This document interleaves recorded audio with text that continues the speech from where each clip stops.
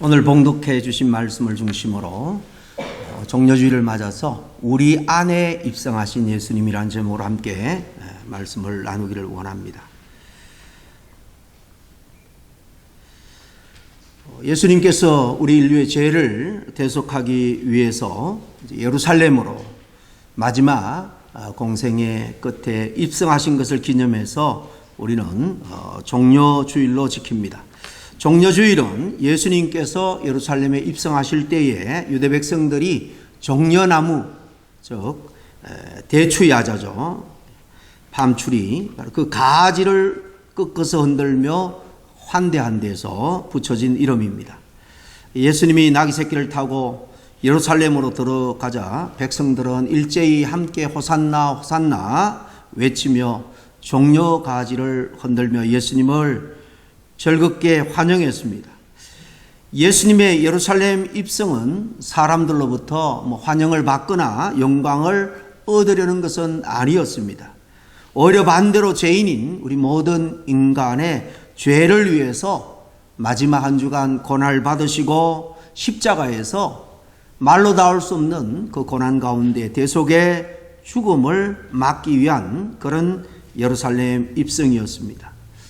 오늘 본문 4절에 이는 선지자로 하신 말씀을 이루려 하심이라 그렇게 되어 있죠. 바로 구약의 선지자의 예언을 이루기 위해서 예수님은 나귀를 타고 입성하셨는데, 바로 스가랴 선지자는 스가랴서 9장 9절에 이미 수백 년 전에 이렇게 정확하게 예언을 하고 있습니다. 시온에 따라 크게 기뻐할지어다. 예루살렘에 따라 즐거이 부를지어다. 보라, 내 왕이 내게 임하나니 그는 공의로우며 구원을 베풀며 겸손하여서 나귀를 타나니 나귀의 작은 것 곧 나귀 새끼니라 그랬습니다. 이처럼 예수님은 예루살렘에 입성할 때에 정확하게 구약에 예언된 그 예언의 말씀을 그대로 성취하셨다 하는 것을 확인할 수 있습니다. 예루살렘에는 33년 전에 한바탕 이미 큰 소동이 있었죠. 마태복음 2장에 보면 예수님이 태어나실 때 동방박사들이 별을 보고 함께 찾아와서 유대인의 왕으로 나신 이가 어디 있느냐 경배하러 왔다. 이 말에 예루살렘이 온통 소동이 벌어졌습니다. 그 일로 인해서 헤롯 왕이 2살 아래 아이들을 다 학살하는 정말 끔찍한 사건이 있었죠. 그동안 예수님은 당신께서 친히 예언된 대로 오신 그 메시아 되심을, 그 하나님의 아들 왕 되심을 사실 감추어 오셨습니다. 예수님의 놀라운 사역 또 가르침을 통해서 많은 사람들이 내가 누구냐 그렇게 정체를 밝히라 물을 때도 예수님은 사실 조용히 함구했습니다. 어떤 경우는 사람들이 예수님을 임금으로 삼으려 할 때 조용히 그는 피해 산으로 들어가시기도 했습니다. 그러던 예수님이 오늘은 수많은 사람들이 운집해 있는 곳에 친히 자신이 메시아로 그렇게 나타내시고 있는 것입니다. 이스라엘의 가장 큰 절기인 이 유월절이라는 것은 디아스포라 유대인들, 각지에 흩어졌던 유대인들 남자들은 반드시 예루살렘 성전에 와서 이 절기를 한 주간 지켜야 됩니다. 그러니 이 절기에는 수십만이 사실 예루살렘의 인산인해를 이루어 붐빕니다. 그 많은 사람들이 이렇게 예수님께서 나귀 새끼를 타고 예루살렘에 들어오실 때에 누군가가 정말 그분의 3년간의 사역을 통해서 바로 우리를 구원할 뿐이다 라는 것을 깨닫고 소리칩니다.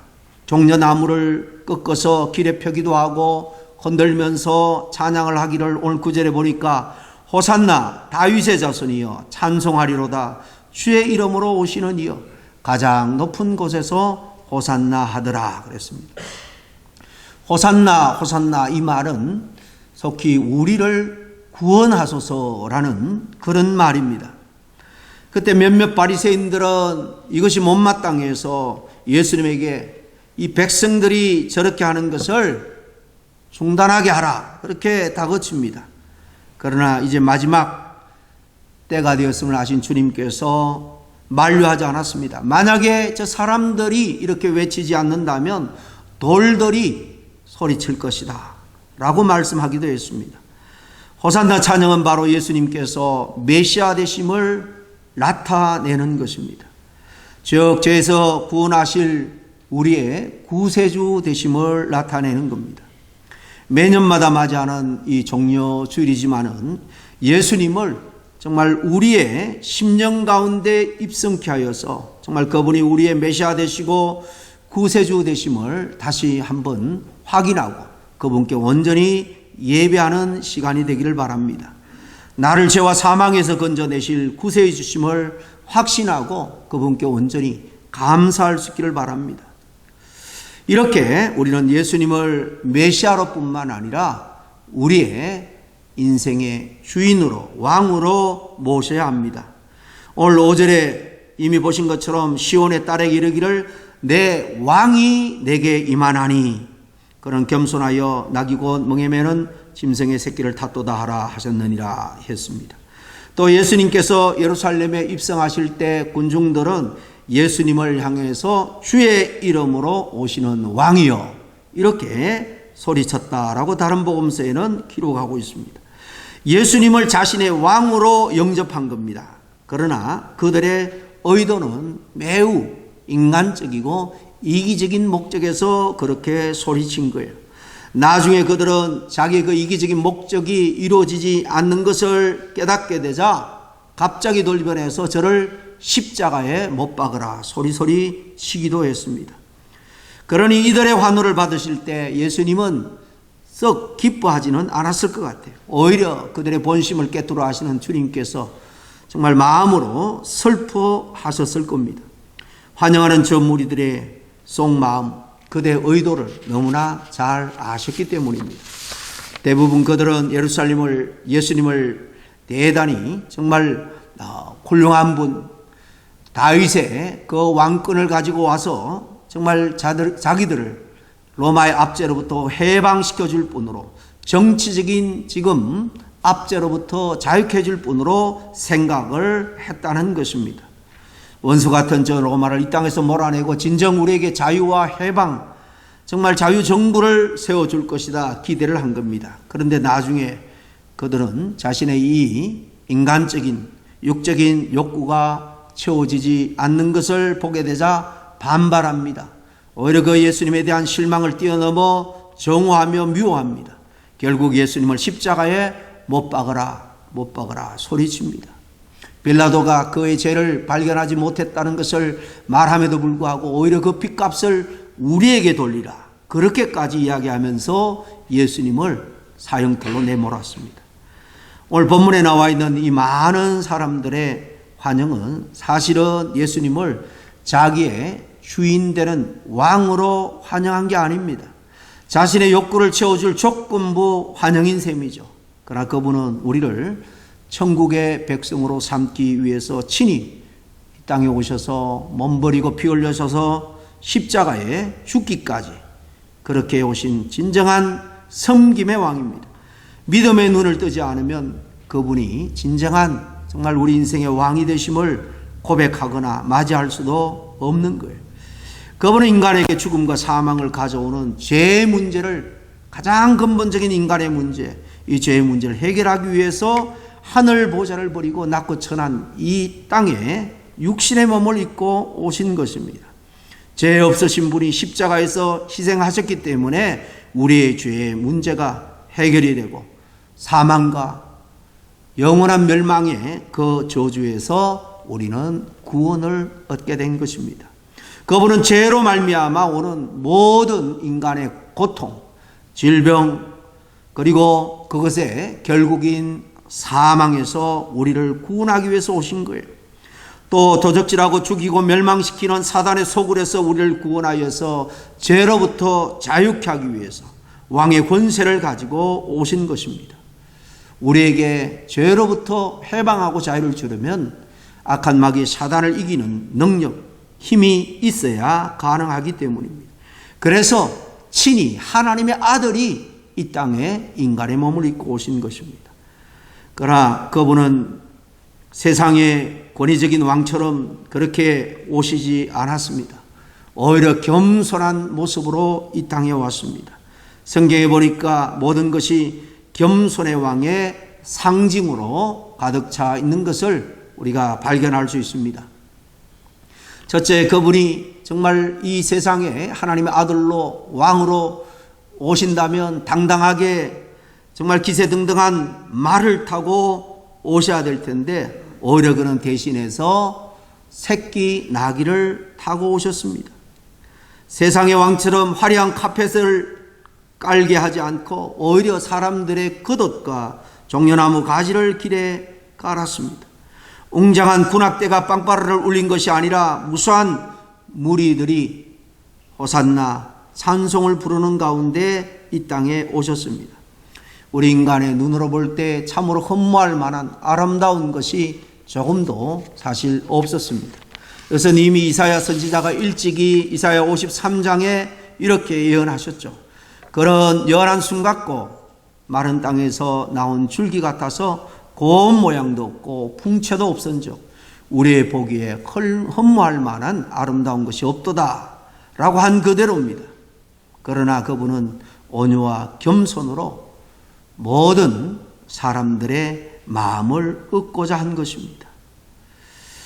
세인트 헬레나 섬에 유배된 나폴레옹은 나중에 자기가 큰 성과를 이뤘지만은 실패로 끝나자 그곳에서 예수님을 만났는지 이런 유명한 고백을 남깁니다.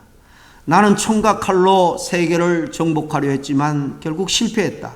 그러나 나사렛 예수, 십자가에 죽어간 예수는 오직 사랑으로 세계를 정복했다. 나귀 새끼를 타고 오신 이 겸손과 평화의 왕, 고운 모양이나 풍채도 흠모할 만한 아름다운 그 어떤 것도 없으신 예수님께서 가장 저주스럽고 고통스러운 십자가의 그 헌신적인 사랑으로 우리를 구원하신 것입니다. 그리고 그분은 지금도 세상에 왕으로서 통치하고 계시고 하나님의 계획과 섭리에 따라서 결국 이 모든 세계는 하나님이 보시기에 심히 좋았더라라는 모습 그대로 다시 회복될 것입니다. 그 일을 위해서 저와 여러분을 먼저 불렀고 교회를 세우셨고 이 교회를 통해서 하나님은 함께 동력하여 이 나라를 영원한 하나님 나라를 세워가고 있는 것입니다. 오늘날도 많은 사람들은 예수님을 싫어하지 않습니다. 그저 그분이 내 생활을 책임져 주시는 그런 목자로 오신다면 대환영입니다. 세상의 이치를 깨닫게 해주시는 그런 지혜자, 스승으로 오신다면 대환영할 겁니다. 그러나 왕으로 모시기는 꺼려합니다. 왜 그럴까요? 내가 그분을 섬겨야 하기 때문에 그렇습니다. 그분의 말씀에 오직 순종하고 복종해야 되기 때문에 그렇습니다. 현대인들은 타인에게 순종하기를 극히 싫어합니다. 때문에 예수님도 정말 우리 마음속에 왕으로 우리가 모셔드린다는 것은 결코 쉬운 일이 아니라는 것입니다. 그러나 성경은 그분을 영접하는 사람들에게 만왕의 왕인 하나님의 자녀가 되는 권세를 주신다라고 분명하게 약속하고 있습니다. 그러므로 진정으로 그분을 왕으로 우리가 환영하고 맞이하고 그분에게 기쁨으로 순종하고 그리고 복종하며 살아간다면 그분은 우리의 전 인격과 우리의 영혼까지도 책임져 주시는 것입니다. 바로 이 왕 되신 주님을 다시 한번 믿음 가운데 우리 심중에 뜨겁게 영접하고 맞아들이는 것이 바로 이 종려주일의 진정한 의미라고 믿습니다. 따라서 종려주일은 주님께서 나의 왕 되심을 다시 한번 고백하는 주일인데 만왕의 왕께서 나와 같은 죄인을 위하여 십자가를 지시러 오신 날인 것입니다. 오늘 본문을 통해서 우리는 이렇게 주님을 왕으로 모신 사람의 태도와 삶을 우리는 몇 가지 찾아볼 수 있습니다. 여러분 그것이 무엇인지 함께 찾아보고 우리도 그런 모습으로 주님을 영접했으면 좋겠습니다. 첫째는 오늘 본문 가운데 이름은 나와 있지만 한 무명의 헌신된 사람을 우리는 찾아볼 수 있습니다. 예수님이 예루살렘에 왕으로 입성할 때에 어떤 조건이나 이유도 묻지 않고 자기 집에 나귀 새끼를 기꺼이 내준 무명의 사람입니다. 주님이 벳박의 마을 근처에 왔을 때 두 제자를 마을로 보내면서 어느 집으로 들어가면 새끼 나귀가 매여 있는 것을 보게 될 것이다. 기꺼이 주인이 내어줄 것이니까 가져오라 라고 말합니다. 주님은 전지전능한 하나님이지만 인간의 몸을 입고 있기 때문에 그분은 이 모든 사실을 이미 다 알고 계셨고 또 그 동네에 나귀 새끼가 매여 있는 것도 알고 있었습니다.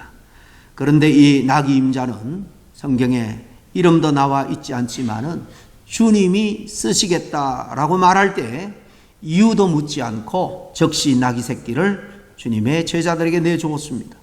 주님이 왕으로 나귀를 타시고 예루살렘에 입성하실 때 이렇게 헌신한 사람이 있었다는 것입니다. 우리도 말로만 주님은 우리의 왕입니다. 그렇게 하지 말고 주님께 정말 이런 헌신을 기꺼이 드릴 수 있기를 바랍니다. 여러분 주님께서 우리의 귀한 것을 쓰시겠다 하실 때 정말 드릴 수 있겠습니까? 우리가 가지고 있는 모든 것들은 사실 다 주님으로부터 오신 것이다 라고 성경은 말합니다. 주님이 쓰시기 위해서 우리에게 주신 선물입니다. 성경은 그래서 우리가 누리는 모든 것, 우리의 건강, 우리의 재물까지도 우리가 가진 재능이나 달란트는 말할 것 없이 다 그것은 하나님이 우리에게 주신 은사다, 선물이다 그렇게 말씀하고 있는 것입니다. 그러면 주님이 쓰시겠다고 할 때에 내어드리는 헌신된 마음이 당연히 있어야 될 겁니다. 여러분 우리가 모으고 있는 물질, 우리가 누리고 있는 여러 가지 명예, 권세, 지식 등등 이 모든 것 주님이 필요하다 할 때에 기꺼이 헌신적으로 내어놓을 수 있겠습니까? 주님을 위해 써보지도 못하고 죽는다면 얼마나 그런 것들은 허무할까요? 주가 쓰시겠다 했을 때 자기의 나귀를 정말 두말 없이 그렇게 내놓았던 이 이름 모를 이 사람처럼 얼마나 귀한 일에 정말 그가 동참했는지 저와 여러분들도 이 무명에 헌신된 사람처럼 주님께 헌신할 수 있는 그런 저와 여러분이 될 수 있기를 간절히 축원합니다.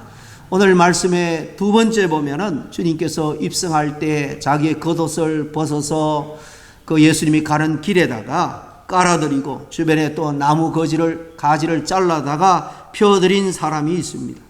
그래서 왕으로 오시는 예수님께 사실 최고의 존경심을 드러내는 그런 행위입니다. 왜냐하면 이스라엘 백성들에게 있어서 이 겉옷이라는 것은요, 그 사람의 신분, 그 사람의 어떤 자존심을 사실 의미하는 것입니다. 그렇기 때문에 겉옷을 드렸다라는 것은 다른 게 아니라 정말 자신의 명예와 마음, 그 모든 것을 사실 드렸다라는 의미입니다. 여러분들은 주님을 높이기 위해서 자신의 명예를 더럽히면서까지 그렇게 할 수 있겠습니까? 보통 자존심이 강한 사람들이 주님의 말씀을 믿기가 힘든 이유가 바로 여기에 있는 것입니다. 여러분 마태복음 15장에 보면 수로보니게 여인, 한 가나안 여인이라고 되어 있는데 그 딸을 고치는 내용이 나옵니다. 이 여인은 마음속에 예수님에 대한 믿음이 생겼습니다. 들려오는 소문을 통해서 들었습니다. 그 이스라엘 땅을 벗어나서 이방 땅인 자기 지역 두로까지 예수님과 그 전도대가 왔을 때에 그런 기회를 놓치지 않았습니다. 예수님과 그 무리들에게 나아가서 소리칩니다. 다윗의 자손이여 나를 불쌍히 여겨 주십시오. 내 딸이 지금 흉악한 귀신에 들렸습니다. 그런데 이 여인의 외치는 소리에도 주님은 들은 척도 하지 않았습니다. 심지어 제자들은 저 여자가 시끄러우니까 좀 돌려 보내시죠. 그렇게 부탁도 합니다. 더 나아가 예수님도 나는 자녀에게 줄 떡을 개에게 주지 않는다. 그렇게까지 매정하게 거절했습니다. 얼마나 노골적인 모욕입니까? 얼마나 자존심이 상하는 순간입니까? 그러나 이 여인은 얼굴빛 하나 변하지 않았습니다. 한 발짝도 뒤로 물러서지 않았습니다. 그렇습니다. 상 아래 개들도 주인의 상에서 떨어지는 음식 부스러기를 먹지 않습니까? 부스러기 은혜라도 제게 주십시오. 이 여인은 끈질기게 매달렸습니다. 예수님이 이방 여인이었지만은 보고 놀랐습니다. 참 내 믿음이 크구나. 내 소원대로 될지어다. 예수님은 여인의 믿음과 자존심을 사실 테스트했던 것입니다. 오늘날도 마찬가지입니다. 주님은 때때로 우리의 믿음을 테스트합니다. 여인은 그 칭찬을 듣기까지가 참 힘들었을 것입니다. 그 여인에게도 자존심이 있었기 때문이죠. 신앙은 사실 자존심을 내려놓는 것입니다. 집에 돌아가 보니까 이 딸이 치유를 받았습니다.